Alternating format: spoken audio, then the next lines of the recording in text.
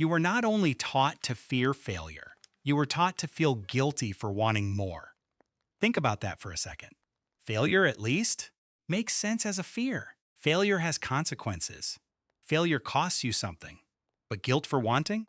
Guilt that shows up before you've done anything wrong, before you've taken anything from anyone, before you've broken a single rule. That's different. That's not a fear you developed. That's a fear that was installed. And you know exactly what it feels like. It's the hesitation before you say your real goals out loud. It's the way you soften your ambition in conversation. I mean, I'd like to grow, but money isn't everything. It's the apology hiding inside your success. You got the promotion, you built the business, you finished the degree, and somewhere in your chest, a quiet voice asks, "Who do you think you are?" That voice did not come from you. And in the next few minutes, you're going to find out where it came from, why it sounds so much like virtue, and who benefits from keeping it alive inside your head. Because here's the strange part. The guilt doesn't appear when you do something wrong. It appears when you start wanting something big. The moment you decide you don't want a small life, that you want to build, to earn, to rise, the accusation arrives before any crime has been committed. You haven't exploited anyone. You haven't lied to anyone. You've simply admitted, maybe only to yourself, that you want more. And immediately, something inside you whispers that this desire needs to be justified, excused, apologized for. Notice how specific this is. Nobody feels guilty for wanting to relax. Nobody feels guilty for wanting to fit in. Nobody is asked to morally justify the desire to stay exactly where they are. The guilt is reserved, almost surgically, for one direction only, upward. Wanting more comfort than you have, more money than you have, more achievement, more independence, more life. That's the desire that gets treated as a confession. And most people never question this. They assume the guilt is a sign of good character. They think if I feel bad about wanting more, it must mean I'm humble. It must mean I'm a good person. So they carry it for years, for decades. They negotiate with their own ambition like it's a dangerous animal, feeding it just enough to survive, but never letting it off the leash, because deep down they believe that a person who wants too much is a person who has gone morally wrong. Here is the first crack in that belief, and I want you to hold on to it for the rest of this video. Guilt is not proof of virtue.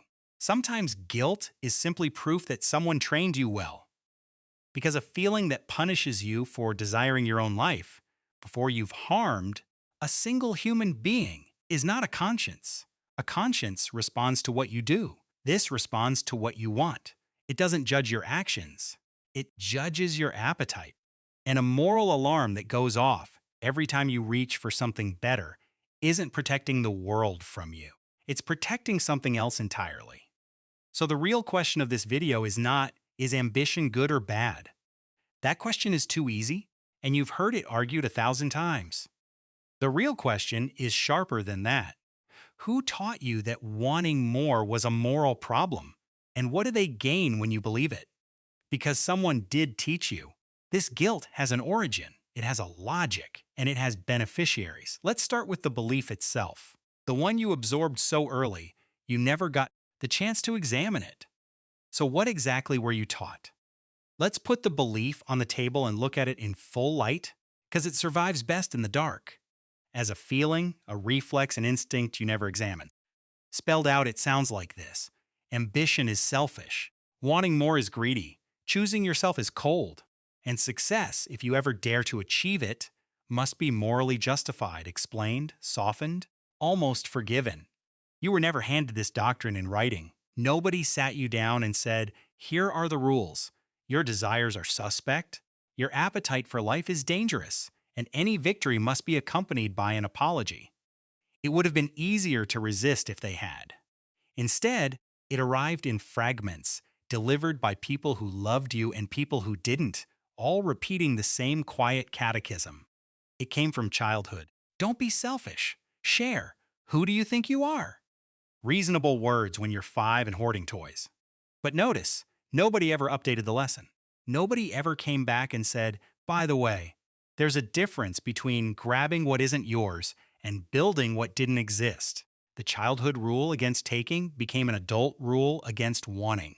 It came from school, where the student who openly wanted to be the best was called arrogant, and the safest social position was the middle, talented enough to pass, modest enough to be liked. You learned early that visible ambition has a social price, and that the cheapest way to be accepted is to want less, or at least to pretend you do. It came from family, sometimes in the gentlest voice imaginable.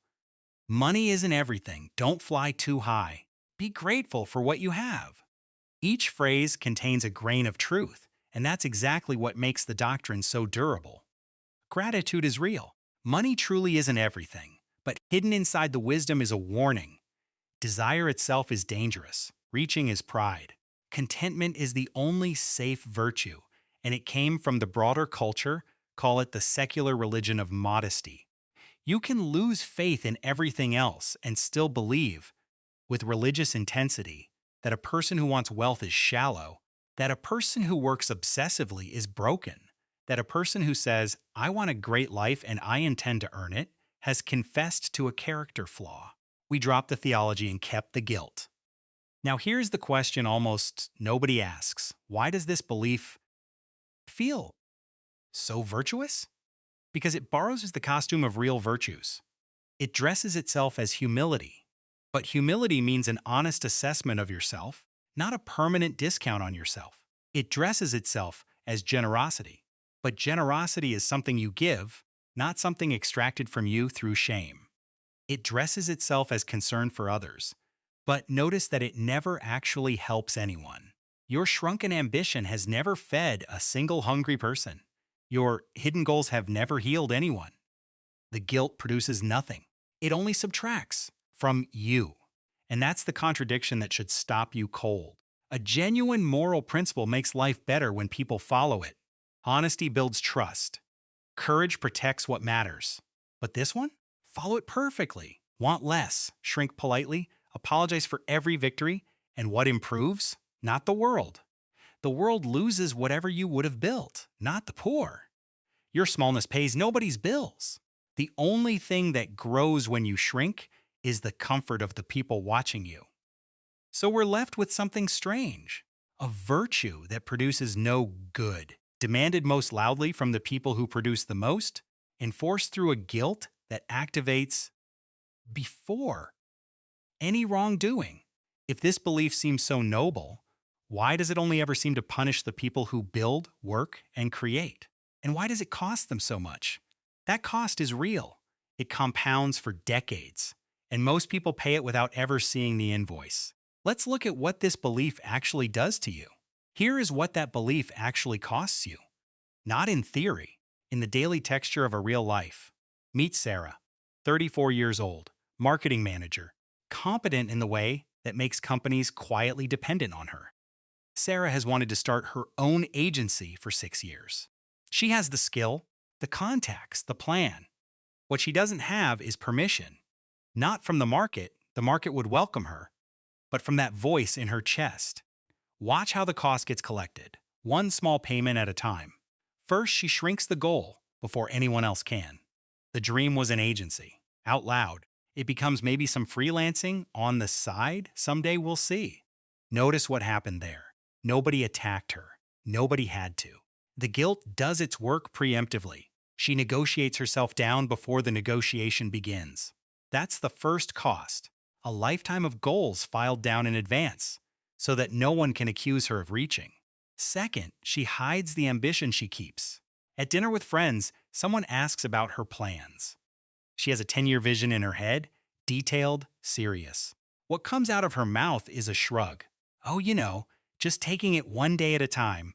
She has learned that stated ambition invites a very specific look, that small tightening around the eyes that says, "Who do you think you are?" So her real desires live in hiding, like contraband. Third, she apologizes for what she achieves anyway. When she's promoted, her announcement is an exercise in self-erasure. Honestly, I just got lucky. Right place, right time. The whole team really did the work. Some of that is grace. But listen closely and you'll hear something else. A defendant entering a plea. She isn't sharing credit. She's prepaying a fine for the crime of rising. Fourth, money becomes the desire she can't even name privately. She'll say she wants stability, freedom, options, anything but the plain sentence. I want to earn a lot of money. That sentence feels obscene to her, the way profanity feels in church.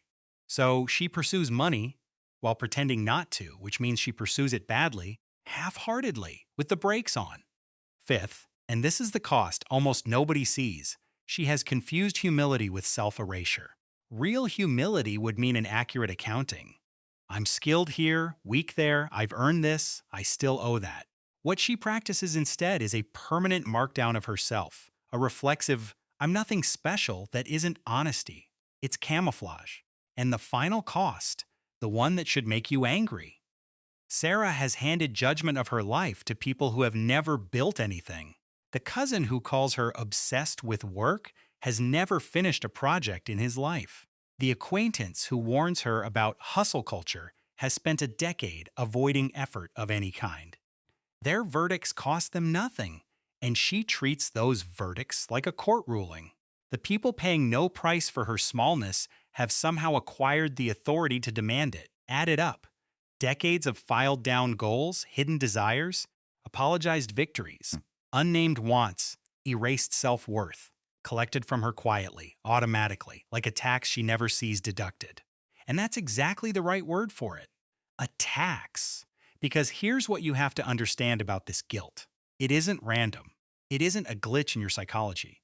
A tax this consistent, collected this reliably, from this specific group of people, the ones who build, produce, and want, does not happen by accident. Someone designed this, not in a smoky room, not as a conspiracy, but as a moral system, with a logic, a history, and beneficiaries. A system that needed producers to feel indebted, and found the perfect collection mechanism, their own conscience.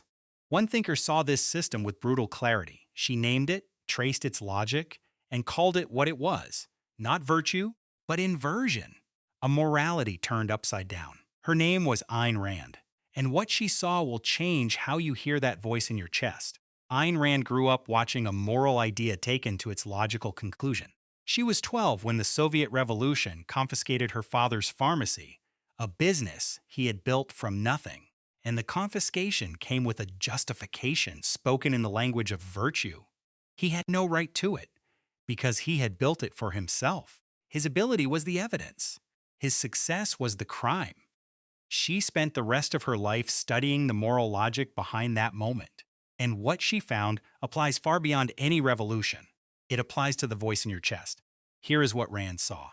Most moral systems in history, whatever their surface differences, agree on one core teaching. That sacrifice is the essence of virtue. To be good is to give yourself up, your interests, your desires, your life, for something else, for others, for the group, for anyone really, as long as it isn't you. Under this morality, the question, what do you want, is morally irrelevant at best and shameful at worst.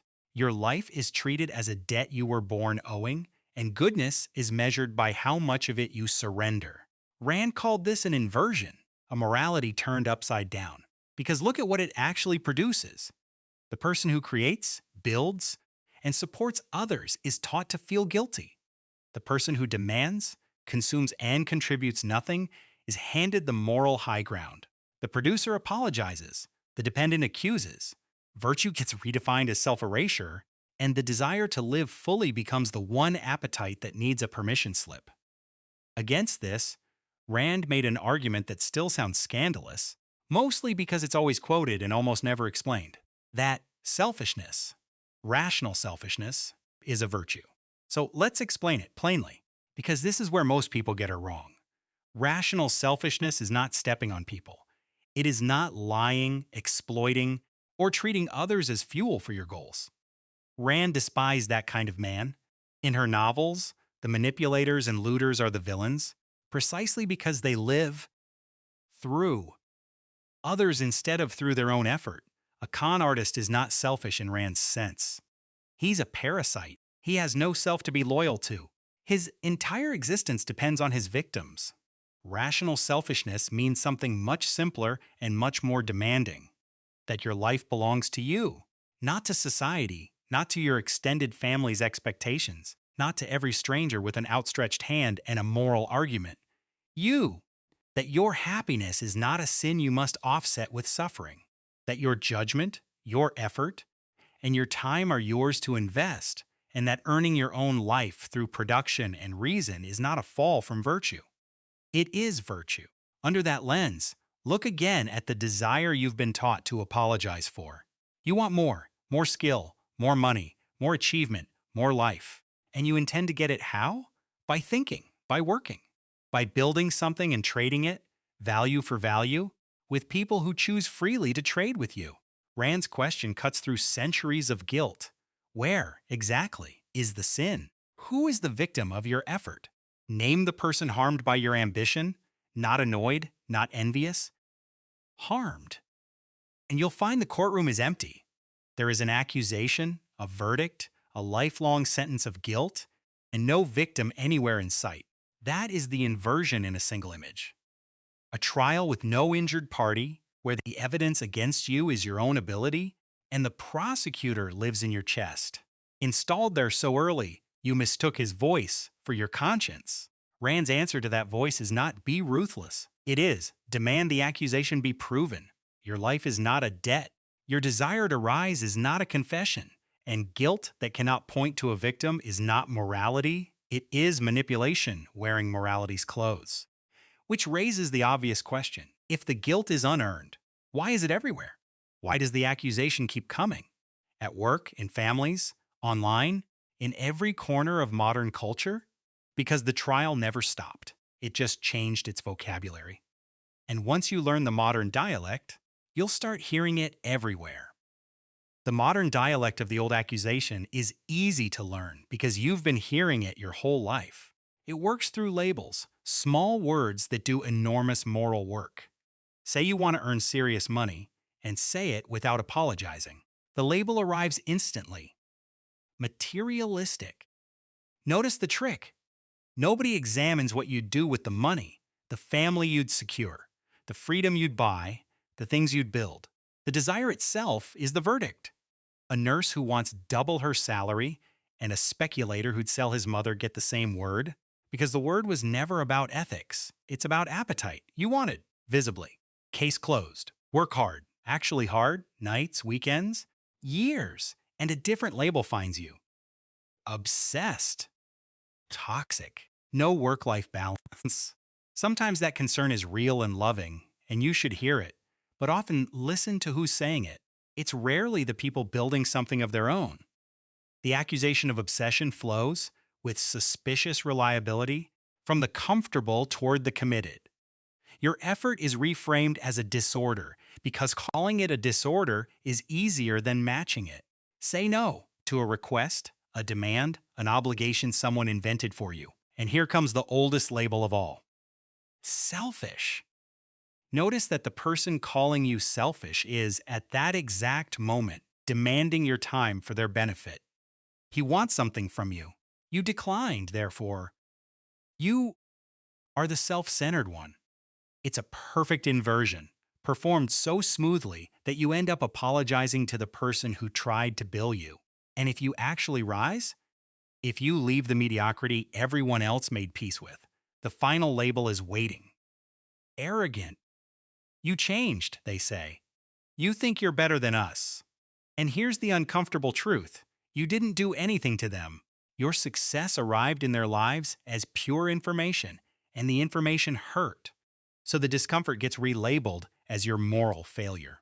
You're not allowed to notice that you've grown. Noticing is arrogance. You must rise while pretending you haven't, succeed while performing smallness, pay for your achievement with a lifetime subscription of self-deprecation. Now, before we go further, let's be honest, because this channel is not in the business of straw men, and there's an objection here that deserves a straight answer. Isn't some of this criticism fair? Aren't there genuinely greedy people, genuinely toxic workaholics, genuinely selfish friends, genuinely arrogant successes? Yes, obviously yes. There are people who lie for money, who abandon their children for a career, who treat every human being as a stepping stone. Rand was not defending them. Read her novels and you'll find those men, and they are her villains. She was not defending the man who destroys others to get what he wants. She was defending the man who refuses to destroy himself to make others comfortable. The dividing line is not how much you want, it's how you get it. Force, fraud, and exploitation are wrong. Not because wanting is wrong, but because they violate other people's right to the same thing you're claiming, a life of their own. Ambition that produces, trades, and earns harms no one. Ambition that loots is not ambition at all. It's the parasitism Rand spent her life condemning. So the honest question is never, does he too much? It is, did he earn what he has? Those are different questions. And the labels are designed to make sure you never separate them. Materialistic, obsessed, selfish, arrogant. Each one collapses the earner and the looter into a single silhouette so that wanting itself becomes the crime and the evidence dissolves into the verdict, which leaves one question standing. The most important one in this entire video. If the labels can't tell an honest builder from a thief, if the guilt can't point to a victim, if the accusation fires automatically at anyone who reaches upward, then the accusation was never about protecting anybody. So what is it for? Who actually collects when you feel guilty for wanting more? Someone does. And once you see who, you will never hear that voice in your chest the same way again. Follow the guilt like you'd follow money. Don't ask what it claims to protect. Ask who collects. Start close to home. When you shrink, who relaxes? The colleague who stopped trying years ago. Your filed-down ambition lets him keep believing that trying was never an option. The relative who calls your goals obsession. Your smallness is his absolution. Every time you apologize for rising, somewhere a person who chose not to rise feels the verdict on his own life get quietly dismissed. Understand this clearly. Some people do not hate your ambition because it hurts them. They hate it because it exposes them. Your existence is the evidence they've been trying to suppress. You, simply by building, are proof of what was possible, and proof is unforgivable to those who made peace with shrinking. Now widen the lens. Who else collects? Anyone whose power runs on your debt. The politician whose entire platform is that your earnings are a confession and his redistribution is absolution. He needs you guilty because guilty people don't ask where the money went. The activist whose moral authority depends on producers feeling like suspects. The institutions that teach a generation of builders to whisper their ambitions. Because a person who believes his life belongs to others will hand it over on request, no force required. That's the genius of the mechanism. Nobody has to take anything from a man who feels indebted. He volunteers. Guilt is the cheapest tax ever invented. It collects itself. And one more beneficiary, the one nobody talks about, the part of you that's afraid. Guilt, for all its weight, offers a strange comfort. As long as wanting more is a sin, you have a noble excuse for not pursuing it. The guilt protects you from the risk, the exposure, the price of actually trying, which is why letting go of it is not relief, it's responsibility. The moment ambition stops being immoral, the only question left is whether you'll do the work. So here is the lens to carry out of this video. Wanting more is not a sin. When you are willing to produce more, think more, carry more responsibility, and pay the full price of your own choices. That's the entire moral test. And notice that it's a demanding one. This is not a license for appetite. It's a standard for earning. The greedy man fails it. The fraud fails it. But the builder, the one who wants a bigger life and intends to create it through effort, reason, and honest trade, passes it completely. And he has been apologizing to people who never even sat the exam. So the next time that voice in your chest asks, "Who do you think you are?" Answer it, literally. Take inventory. The work you've done, the things you've built, the people you've actually harmed. None. Demand that the voice produce a victim and watch it go silent. It was never a conscience. A conscience needs a crime. It was a collection agent installed early, dressed as virtue, working for people who profit from your smallness. You were taught that wanting more makes you a worse person. The truth is closer to the opposite. A culture that punishes its builders for building is the one with the moral problem, not you. Your ambition is not a sin. Your life is not a debt. And wanting more is not immoral when you are willing to earn it. If this changed how you hear that voice, if you can now see the moral machinery behind the guilt, subscribe and start seeing the world through the Rand lens.